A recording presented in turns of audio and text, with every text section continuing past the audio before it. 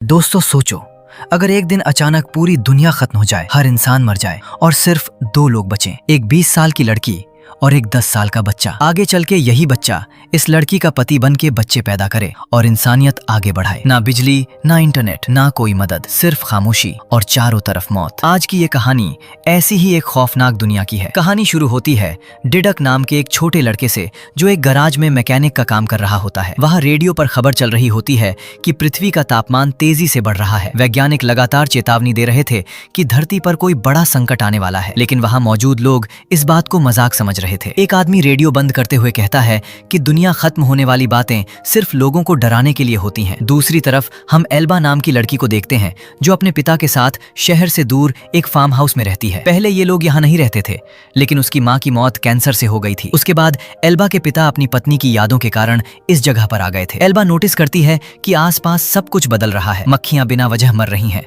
मौसम अजीब हो चुका है। उसका पिता एक टनल में रिसर्च कर रहा होता है जहां बहुत ज्यादा ठंड होती है। जब एल्बा वहां पहुंचती है तो उसके पिता बताते हैं कि पृथ्वी पर कुछ भी सामान्य नहीं बचा। जल्द ही ऐसा डिजास्टर आने वाला है जिससे इंसानी सभ्यता खत्म हो सकती है। लेकिन किसी को अंदाजा नहीं था कि वो दिन इतनी जल्दी आने वाला है। अगले दिन एल्बा डिडक को पढ़ाने जाती है। तभी कुछ लड़के डिडक को परेशान करने लगते हैं। बाद में जब एल्बा वापस लौट रही होती है, तब वही लड़के डिडक को झील में फेंक देते हैं। डिडक पानी में डूबने लगता है। उसे बचाने के लिए एल्बा तुरंत पानी में कूद जाती है। तभी अचानक आसमान में जोरदार बिजली चमकती है। इतना खतरनाक झटका होता है कि उसका असर पानी के अंदर तक महसूस होता है। लेकिन असली डर तो अब शुरू हुआ था। जब एल्बा डिडक को लेकर बाहर आती है, तब दोनों की आंखें खुली की खुली रह जाती हैं। पूरा शहर जल रहा था, हर तरफ लाशें पड़ी थीं।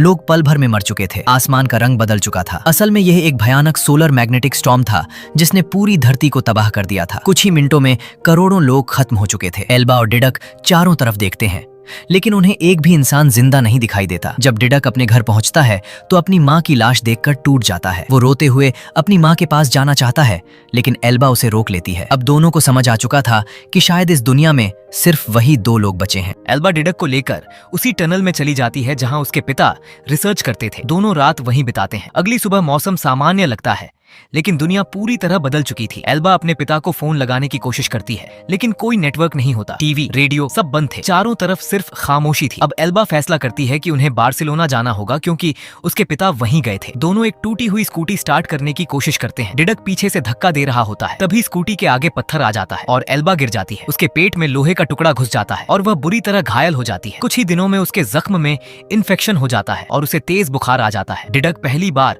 खुद को पूरी तरह अकेला महसूस करता है, लेकिन वह डरता नहीं। वह रात के अंधेरे में अकेले साइकिल लेकर दवाई ढूंढने निकल जाता है। चारों तरफ मौत का सन्नाटा था, लेकिन वह हार नहीं मानता। काफी देर बाद वह दवाई लेकर वापस आता है और एल्बा की पट्टी करता है। धीरे धीरे एल्बा ठीक होने लगती है। अब दोनों एक दूसरे के लिए परिवार बन चुके थे। समय बीतता है और डिडक ट्रैक्टर ठीक करना सीख जाता है, खेती करना सीखता है, बंदूक चलाना सीखता है। अब वह छोटा बच्चा नहीं रहा था। दूसरी तरफ एल्बा भी अपने पिता की सर्वाइवल गाइड पढ़कर सब्जियां उगाना और इस नई दुनिया में जीना सीख चुकी थी। 3 महीने बीत जाते हैं। दोनों अब इस वीरान दुनिया में खुद को ढाल चुके थे, लेकिन धीरे धीरे उनके रिश्ते भी बदलने लगे थे। समय के साथ डिडक बड़ा हो चुका था। उसकी बॉडी मजबूत हो गई थी और अब वह पहले जैसा मासूम बच्चा नहीं रहा था। एल्बा भी उसकी तरफ आकर्षित होने लगी थी। एक दिन डिडक अचानक एल्बा को किस कर देता है और शर्म से वहां से भाग जाता है। दूसरी तरफ एल्बा भी उसके बारे में अलग तरह से सोचने लगी थी। फिर एक रात बहुत भयानक तूफान आता है। उनका घर टूट जाता है, खेत बर्बाद हो जाते हैं। अब वहां रहना नामुमकिन था, इसलिए दोनों बार्सिलोना जाने का फैसला करते हैं। डिडक अपना ट्रैक्टर लेकर आता है और दोनों जरूरी सामान लेकर सफर पर निकल पड़ते हैं। रास्ते में हर शहर तबाह पड़ा था। कारें जली हुई थी, सड़कें खाली थी, कहीं कोई इंसान नहीं था। बार्सिलोना पहुंचकर एल्बा अपने पिता को ढूंढती है, लेकिन उन्हें कहीं नहीं पाती। वह बार बार कॉल करती है, लेकिन कोई जवाब नहीं मिलता। अब उसे यकीन हो जाता है कि उसके पिता भी मर चुके हैं। यह एहसास उसे अंदर से तोड़ देता है, लेकिन डिडक हर वक्त उसके साथ खड़ा रहता है। दोनों एक खाली स्टेडियम में पहुंचते हैं। वहां डिडक फुटबॉल खेल रहा होता है और एल्बा उसे लगातार देखती रहती है। अब वह पूरी तरह उससे प्यार करने लगी थी। उसी रात दोनों एक दूसरे के करीब आ जाते हैं और पहली बार इंटीमेट होते हैं। अब उन्हें लगने लगा था कि शायद वे दोनों ही इस दुनिया में आखिरी इंसान हैं। अगर मानव जाति को बचाना है तो उन्हें एक नई शुरुआत करनी होगी, मतलब बच्चे पैदा करने होंगे। इसके बाद दोनों कपल की तरह रहने लगते हैं। वे एक नया घर बनाते हैं और वहीं अपनी जिंदगी शुरू करते हैं। कुछ समय बाद एल्बा बताती है कि वह प्रेग्नेंट है। ये सुनकर डिडक खुशी से पागल हो जाता है। फिर एक दिन एल्बा एक बच्चे को जन्म देती है। अब उनकी छोटी सी फैमिली पूरी हो चुकी थी। उन्हें लगने लगा था कि आखिरकार जिंदगी फिर से सामान्य हो रही है। एक दिन एल्बा समुद्र के किनारे एक जहाज देखती है। पहले तो उन्हें लगता है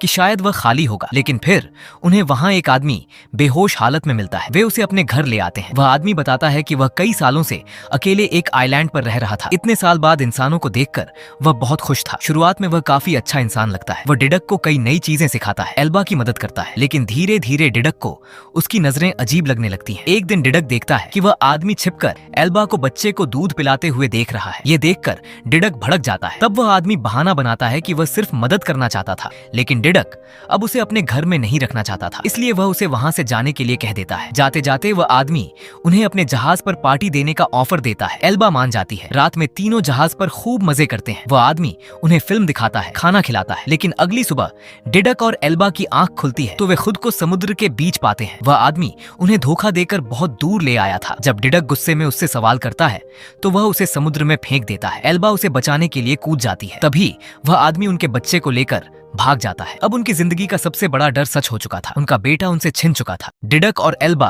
अपने बेटे को वापस लाने का फैसला करते हैं। उन्हें पता चलता है कि वह आदमी एक ऐसे आइलैंड पर रहता है जहां बहुत ज्यादा शहद मिलता है। दोनों किताबों की मदद से उस जगह का पता लगाते हैं और एक टूटी हुई नाव ठीक करके समुद्र के रास्ते निकल पड़ते हैं। काफी देर बाद वे उस खतरनाक आइलैंड पर पहुंच जाते हैं। वहां जंगल के बीच उन्हें अपने बेटे के रोने की आवाज सुनाई देती है। वे अलग अलग होकर उसे ढूंढने लगते हैं। आखिरकार उन्हें अपना बच्चा मिल जाता है जो एक पिंजरे में बंद था। पास ही वह आदमी मौजूद था। डिडक बंदूक निकालकर उसे मारने की कोशिश करता है, लेकिन वह आदमी दोनों को पकड़ लेता है। वह बताता है कि 7 साल अकेले रहने के कारण वह पागल हो चुका था और अब एल्बा को अपने साथ रखना चाहता था। एल्बा चालाकी से मौका देखकर भागती है और डिडक को चाकू दे देती है। तभी वह आदमी गुस्से में एल्बा के पैर में गोली मार देता है, लेकिन अब डिडक खुद को आजाद कर चुका था। दोनों के बीच जानलेवा लड़ाई शुरू हो जाती है। वह आदमी डिडक को गोली मार देता है, लेकिन मरने से पहले डिडक अपने चाकू से उसके गले पर वार कर देता है। वह आदमी वहीं मर जाता है। डिडक बुरी तरह घायल हो चुका था। वह अपनी आखिरी सांसों में अपने बेटे को गोद में उठाता है और फिर हमेशा के लिए मर जाता है। एल्बा चीख चीख कर रोने लगती है। उसके सामने उसका पूरा संसार